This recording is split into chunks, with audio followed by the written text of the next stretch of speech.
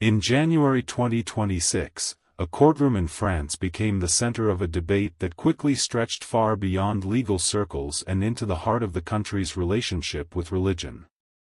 What was being examined was not a case of violence, financial misconduct, or scandal in the usual sense.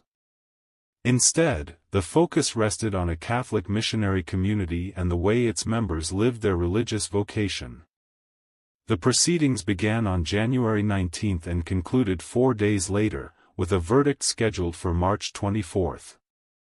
At the center of the trial stood Father Bernard Pinde, founder and superior of the Famille Missionnaire, along with the community itself as a legal entity. The charge brought against them was abuse of weakness, a crime under French law that concerns the exploitation of psychological vulnerability. From the beginning, the case stood apart from many others because it did not involve claims of physical harm, illicit enrichment, or the exploitation of minors. Everything revolved around whether certain forms of spiritual life and discipline could be interpreted as instruments of psychological control. The case grew out of an investigation launched in 2021 after 5 former members filed complaints and a government body tasked with monitoring sectarian tendencies submitted a report. Those elements combined to form the basis of the prosecution's argument. According to the state, the community fostered an environment that gradually reduced the personal autonomy of its members, particularly those who joined at a young age. Testimony described a lifestyle marked by close supervision of communications with family members, limits on phone calls and outside visits, and a highly regulated daily routine. Prosecutors presented these features as signs of a progressive isolation from the outside world. They argued that such structures were not merely expressions of religious discipline but mechanisms that could create dependence and reduce the ability of individuals to make independent decisions. If you haven't subscribed, click on the subscribe button so you don't miss out on future videos like this, because what you're about to hear is not just news, it's a wake-up call for every heart that still believes truth should burn brighter than silence. Now grab your rosary, quiet your spirit, and let your heart listen, not just with ears, but with faith. Another major aspect of the accusations focused on the spiritual formation offered within the community. Former members described frequent confessions, regular moral corrections, and teaching that emphasized sin, hell, and the presence of evil. The prosecution did not claim that religious language itself was inherently wrong but argued that its repeated use in a specific context could generate guilt, fear, and emotional vulnerability. In their view, such an atmosphere risked fostering psychological dependence on the authority figures within the group. The state also pointed to the age of many recruits, noting that numerous members had joined as young adults, often before the age of 20. Prosecutors suggested that this stage of life might come with heightened fragility and a reduced capacity for critical reflection, making individuals more susceptible to undue influence. The defense rejected these interpretations completely. Lawyers for Father Pinde and the community insisted that every person had entered freely and could leave at any time. They argued that no one had been confined or coerced and that the practices under scrutiny were not unusual but deeply rooted in Catholic tradition. Obedience to a superior, detachment from worldly distractions, disciplined schedules, spiritual direction, and frequent confession were described as long-standing elements of religious life rather than evidence of manipulation. The defense also emphasized that the community operated openly and had statutes recognized by ecclesiastical authorities. During the hearings, current members and some family members testified, describing their experiences as positive and spiritually enriching rather than oppressive. They portrayed the lifestyle as demanding but chosen freely, a path they embraced for personal and religious reasons. As the trial unfolded, it became clear that the questions extended far beyond the experiences of a single group. Observers began to see the proceedings as a test of how far the state could go in evaluating the internal practices of religious communities. The court was not being asked to judge a specific criminal act in the traditional sense but to interpret a spiritual framework through psychological and legal categories. Community living, obedience to religious authority, voluntary renunciation of certain freedoms, and separation from broader society were all being examined not simply as expressions of faith but as potential indicators of coercion.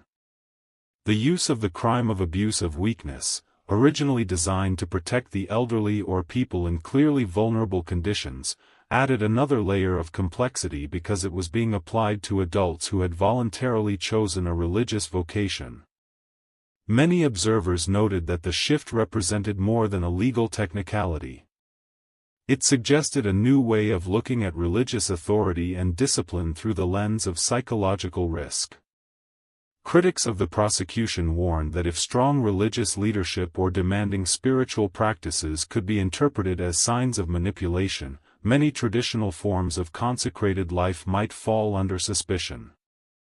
They feared that the boundary between spiritual guidance and psychological pressure could become blurred, with decisions increasingly shaped by standards external to religious traditions. Supporters of the investigation, on the other hand, argued that the state had a duty to protect individuals from potential harm, even when that harm did not take the form of physical violence or financial exploitation.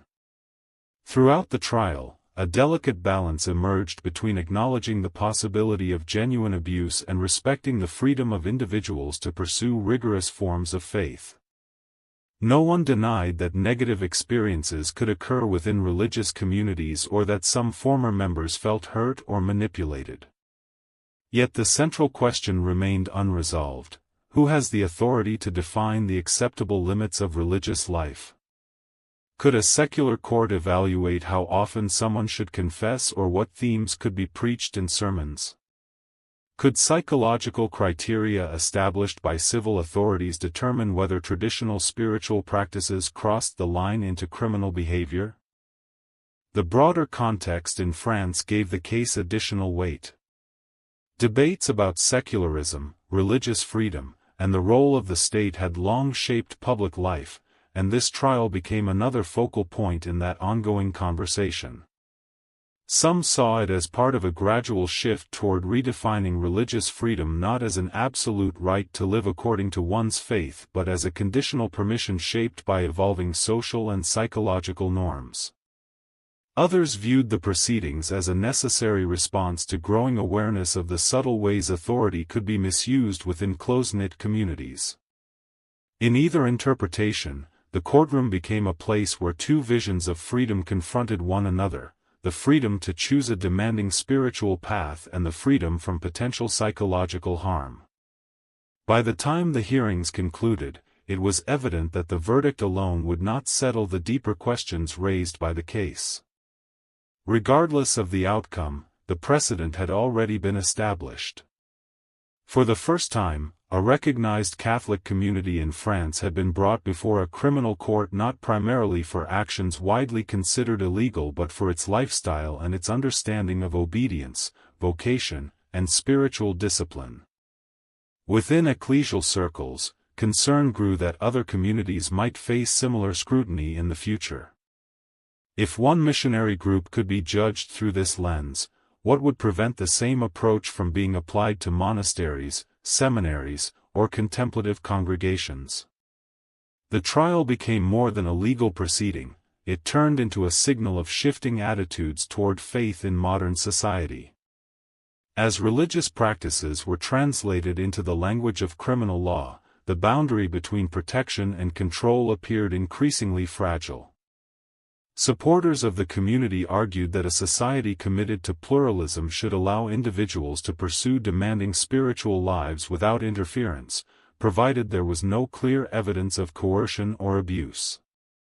Critics insisted that the state could not ignore potential psychological harm simply because it occurred within a religious framework.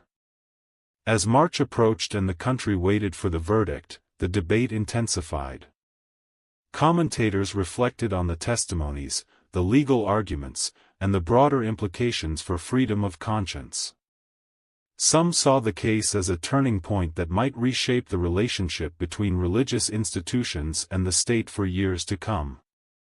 Others warned against drawing sweeping conclusions before the court delivered its judgment. Yet nearly everyone agreed that something significant had already happened. The trial had forced a public confrontation with questions that had long remained implicit. How much authority should a religious leader hold over followers? How much sacrifice should a spiritual path require? And how far should civil institutions go in evaluating practices rooted in centuries-old traditions? In the end, the proceedings left a sense of uncertainty that extended beyond the fate of Father Pine and his community. They highlighted the tension between two legitimate concerns: the need to protect individuals from potential exploitation and the need to preserve the freedom to live out a faith that might appear radical or demanding to outsiders. The courtroom arguments, testimonies, and legal strategies all pointed toward a society grappling with its own boundaries. As people across France and beyond watched the case unfold, many recognized that the decision would not simply determine guilt or innocence. It would also signal how a modern secular state intends to interpret and regulate forms of religious life that challenge prevailing cultural expectations. When the hearings ended and the judges withdrew to deliberate, the questions raised during those 4 days lingered in public conversation. Whatever the outcome in March, the trial had already reshaped the way people thought about the intersection of law, psychology, and faith. For some, it represented a necessary evolution in protecting individuals from subtle forms of control. For others, it raised alarms about the erosion of religious freedom and the possibility that deeply rooted spiritual practices could be redefined as suspect.